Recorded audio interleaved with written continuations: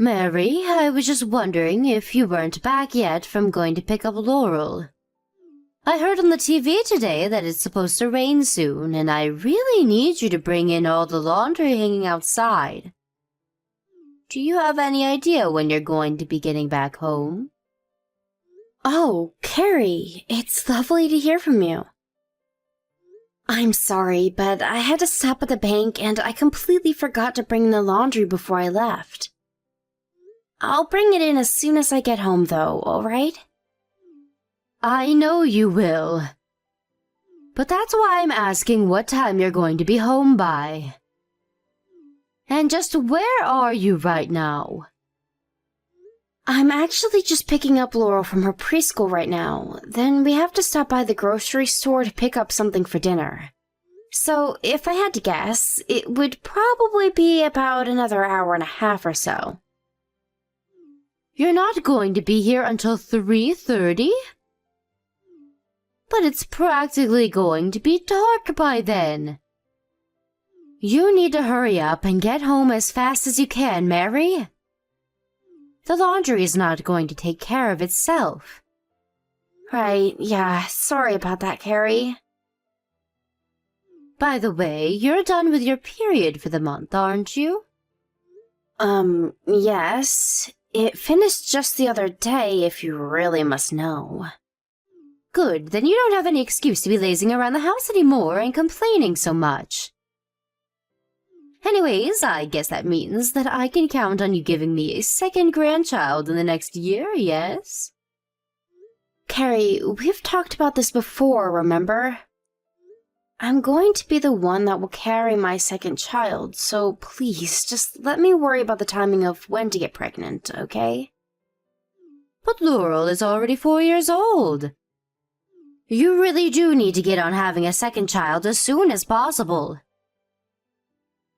Unless this is your way of trying to keep kicking the can down the line so that you don't give me a second grandchild. That's not what's going on at all. All I'm asking is for me to have time to worry about that when I'm ready for it, okay? It's not a matter of waiting until you feel like it. That could take forever. The second you even think that you might be ready for it, it's the time to dive in. I mean, you don't want a huge age gap between your kids, do you? How are they supposed to get along if they're at completely different stages of their youth? You really need to think more carefully about these things. And you really need to think about having a second child soon, since Laurel is just a girl. Sorry, what is the problem you have with Laurel being a girl, Carrie? You mean you really can't figure it out for yourself? What is my family supposed to do if the youngest heir is a girl? We need a boy to pass down my family name and take over all our affairs as everyone gets older. You really think I would trust any of that to a girl? Don't be absurd. Okay, I guess I can understand where you're coming from with that. But you do realize that even if I do get pregnant with a second child, there is no way to guarantee whether it'll be a boy or a girl, right? And that's why I'm telling you that you need to start getting pregnant now. You have to start early so that you can keep trying again and again until you finally give me a grandson. I'm not going to keep having kids until I have a boy just to make you happy, Carrie.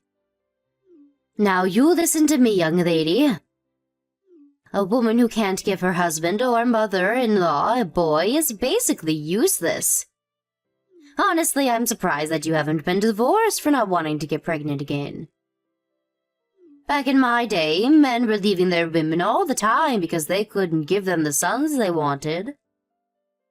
So I would appreciate it if you could swallow your pride and give your husband and his family what they want. Well, maybe that was how things went back then, but the times have changed a lot. And if you must know, Daniel and I are very happy with our little Laurel. You really must have some nerve talking to your own mother-in-law like that. Someone really ought to teach you some respect. Anyways, just hurry up and get pregnant already. That really should be the least that you can do for your family. Don't go patting yourself on the back just because you shut out some useless girl. I want a grandson, and I want one now, understand?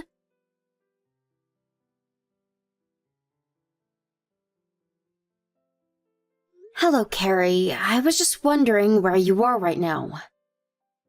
I'm grabbing a little coffee by the City Met station, if you must know. Then after this, I was going to the movies to see something with a friend of mine. Right, but Laurel is crying a lot right now. And what makes you think that that's my problem, huh? Well, she's telling me that you were saying some horrible things to her and being mean. Did you say something to her while I was busy cleaning the house today? Oh, I don't know. I was so busy getting ready to start my day, I don't remember every little word I said to her. You mean that? You really have no idea if you might have said something to upset her. Of course not. Laurel is just a big crybaby. She would cry even if I looked at her funny.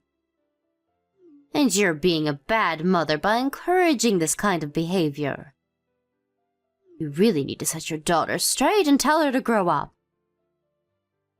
Carrie, I'm not sure what it was that you said to Laurel, but I'm asking you to please not do that again. And just what makes you think that I even did anything, huh? Because your little girl said I did? Does Laurel have any proof or any kind of evidence that she's telling the truth? How can you just take a child's word over mine? Because I really don't think that she's a crybaby who would burst into tears for no reason. And I think that you might have said something to her or been needlessly strict with her, and now she's acting like this.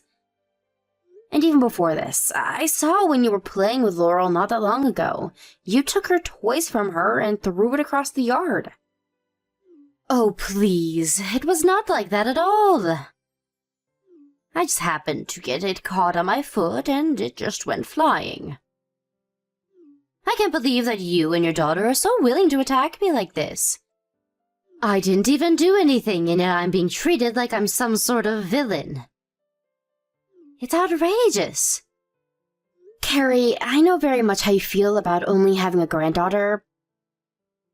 But the fact is that Laurel is your granddaughter, okay? Not only that, but she's only 4 years old. Can you please just be a little nice to her? If you're looking for someone to blame, why don't you try starting with yourself, huh? You gave birth to a daughter, so all of this is your fault anyways. You've always been useless, and you always will be. I wish you would have given me a grandson and not a granddaughter. So you're telling me that the only reason you're treating Laurel this way is because she's a girl? You really think that you would treat your grandson differently if you had one? I'm sorry, but if that's really the case, I think we might have to rethink living with you. What did you just say? I can't believe that you would try and threaten me like that. What's the matter with you? I'm not making a threat, Carrie, but I am saying that I'll have to talk with my husband about how you've been treating our daughter. If you're refusing to even listen to what I have to ask of you in terms of Laurel, then that's on you. How dare you try and turn my own son against me? It's bad enough having to deal with you and Laurel. This is why I wish that you had a son. Men are so much easier to deal with than women. Can't you just hurry up and get pregnant so I can meet my grandson already? So you really just hate women in general?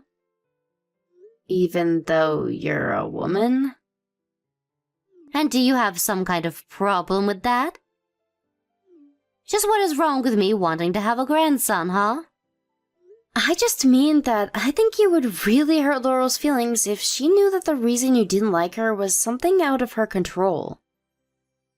So I'll ask you again to please be nicer to my daughter, or I'll have to talk to Daniel about this. Mary, come now. When are you going to see that you're making a big mistake here? I mean, this is all your fault because you're the one who hasn't had a son yet. I understand that you're frustrated, but it's no reason to try and take it out on me. That is not why I'm frustrated. I'm frustrated because you literally said that you don't like your grandchild because she's a girl. I don't see how you having that issue is a problem for anyone else but you. Not only that, but Daniel and I are more than happy with our daughter, okay? You can tell that to yourself all you want, but I know the truth that you aren't really happy with her. Not only that, but as your mother-in-law, I know that you're being a bad wife right now. If you're not going to give our family a son who can carry on our name, then you're not doing the one job that you have, and I don't see any reason for you to stay in our family. I am very respectful of your family, Carrie. If it wasn't for all your family's ancestors before you, then I would have never met and married Daniel. But what you are asking for is different. You're asking for a boy to carry down your family name when our daughter can just keep her family name if she wants. I see that you really just don't get how this works, do you? Maybe I'm just wasting my time trying to get through to you. I think that on that we can agree. I don't want to be fighting with you either, and especially not about something like this. So I know that it might be a lot to ask, but can you please just take mine and Laurel's feelings a bit more into consideration? I can do that, but it doesn't seem fair if you don't do the same for me.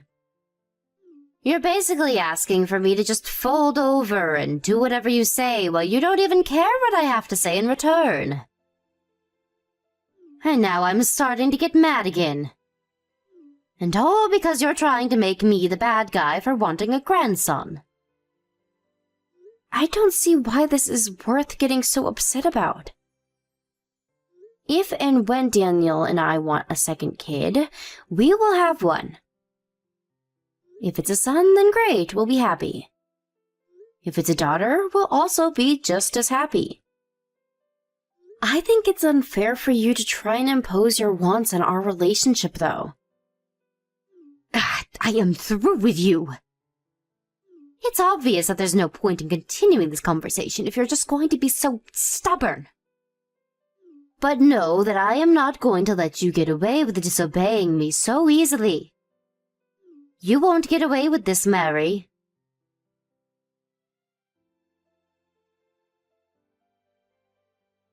Hey there, Carrie. I was just wondering where you are right now. I'm at a friend's house, if you must know. I know that you're sick, which means that I knew I wouldn't be able to count on you for lunch.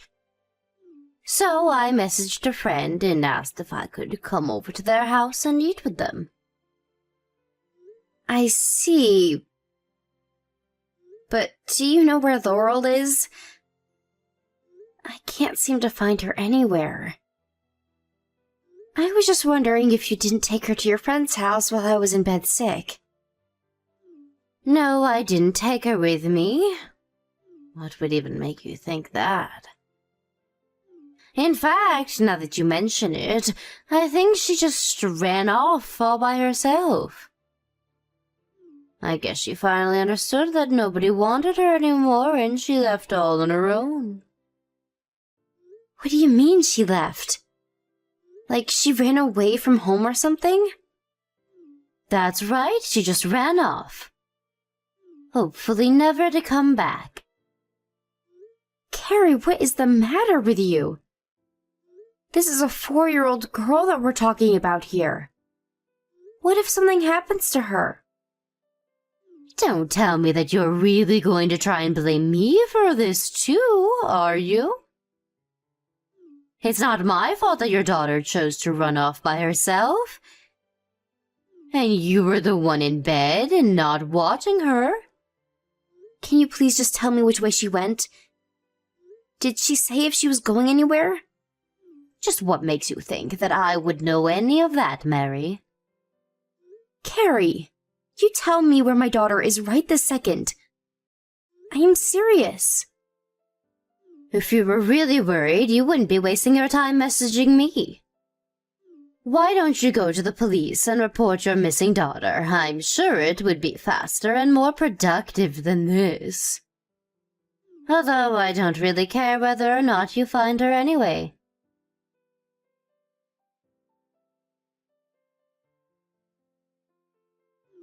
Mary, just what do you think you're doing, huh? Are you really going to try and move out of here? Why is Daniel packing up his stuff right now? Tell him to stop right now. You can't do this to me. What are you talking about, Carrie? Of course we can and we will. You put Laurel in serious danger. We refuse to live under the same roof as you anymore. But I told you that Laurel was the one that ran off all by herself. I didn't even do anything. Why are you always blaming me for all of your problems? I heard it all from Laurel herself, Carrie. She told me that you told her that nobody loved her or wanted her, and that she should just leave. How could you say that to a child? I seriously can't believe that you would do something like that. It's just so horrible. She told you I said that? Well, does she have any proof that I did? She doesn't need any kind of proof, because both of her parents believe her. You mean that you're really going to take the word of a 4-year-old over your own mother-in-law? Have you both lost your minds? Even if Laurel was lying about this, there is plenty of past incidents with you to back up what she's saying. And besides, you're still responsible for not even trying to stop her from running away. I am telling you that this isn't my fault. You can't just blame me like this. You're really going to pin this on me because your daughter snuck away? What about you? You really think that having a fever and staying in bed isn't just an excuse either? I accept responsibility for not keeping a better eye on her while I was sick. But I also know that Laurel isn't tall enough to unlock all the locks on the door to our house. Especially the chain at the very top, which had no reason to be undone. So all that means is that someone must have undone it for her before she left. And you're saying that's me? You can't just accuse people of something that you have no proof for. Besides, maybe I was already gone by the time she ran away. It isn't like you even asked me to look after her for you anyways. I don't see how this is anyone's fault but yours and Laurel's. So quit trying to put the blame on me because I'm sick of it. Oh, trust me, the feeling is mutual. And what is that supposed to mean?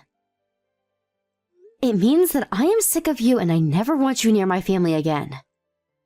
Even Daniel says that he doesn't want to see you anymore. So consider this our way of cutting you out of our lives forever. Fine, be that way. See if I care. I don't need you or Laurel in my life. You realize this includes Daniel, don't you? That's why he's packing up his things too? But he told me that he's just going to be living somewhere else. Although now that I think about it, he's ignored me ever since he told me that and went upstairs to start packing. He texted me and said that he just doesn't have the strength to respond to you after what you did. That's why he's not talking to you right now. Tell me, Mary, is this fun for you? Tearing apart families like this when you don't even have any proof of what you're talking about? If you really think that's what's going on here, then there's no point in having this conversation. I wish that you would just come forward and be mature about this. You realize that if you move out of my house that you'll have to start paying rent for where you live, right? I know that you already give me a little money each month, but rent is going to be much more expensive. We've talked about that, and we've agreed that it'll still be worth it. Besides, you were the one who asked us to move in with you in the first place. You said that the house was too big for one person and that you were lonely. I guess I did say that, didn't I? That's right. And you said that it would be perfect because you could just take care of me while I was pregnant. But obviously all of that changed once I had Laurel. After that, I don't think you ever had a kind word to say to my daughter or I. In fact, you have no idea just how patient I've been with you throughout all of this.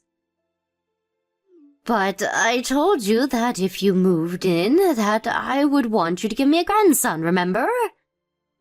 I wasn't being mean, you just didn't hold up your end of the deal. You have literally had children before. Do you think that you can just decide what your baby comes out as? And do you really think that's an excuse to treat Laurel how you did? You made her cry, and then you chased your only grandchild out of the house because you told her that nobody loved her. If you think that there is any way to come back from that, you are just delusional. Please, can't we just calm down and talk about this? I mean, she was safe in the end, right? Don't you dare tell me to calm down after what you did to my daughter. What if she was in an accident, or got kidnapped, or got hurt somehow? Except for the fact that she did get hurt by you. Okay, geez, I can apologize to her if that'll settle this whole thing between us. Then we can just put this all behind us, right? Is that what you want? You really think that this is all just going to go away? I don't want you anywhere near my daughter ever again. But she's my granddaughter. You can't just keep her away from me like that. Actually, I can and I will. You should stop thinking of yourself as her grandmother because as far as Daniel and I are concerned, you're nothing to any of us. But I said that I'll apologize. Shouldn't that be enough? What can I do to make you forgive me? Nothing. I am never going to forgive you, and that's why we're moving out. The only regret I have is that we didn't do this sooner. But how are you going to find a place to live on such short notice? You can't just move out in a day. Nobody can do that. Please, you don't have to do this. Thankfully, you don't have to worry about that. That's for Daniel and I to figure out. I don't see any reason why I need to explain anything more to you. I'm so sorry. I didn't want things to go this way. It's way too late to try and apologize for what you've done now. Surely there must be something I can do to set this right, though, right?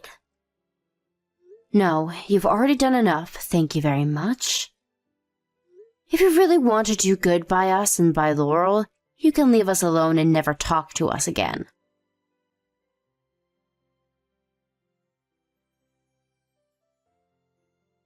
After that, the moving company that we hired arrived and helped us quickly pack and take all of our belongings. It did cost us quite a bit of money, but it was all worth it to get out of living with Carrie. Meanwhile, Carrie tried crying and begging to her son to stay.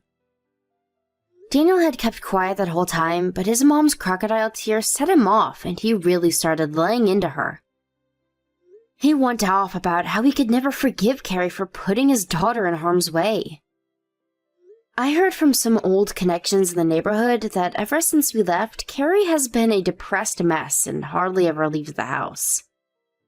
But after what she put me and my daughter through, it's difficult for me to have any pity for her. Instead, I'm going to focus on Laurel and make sure that she knows that she is loved and will always be enough.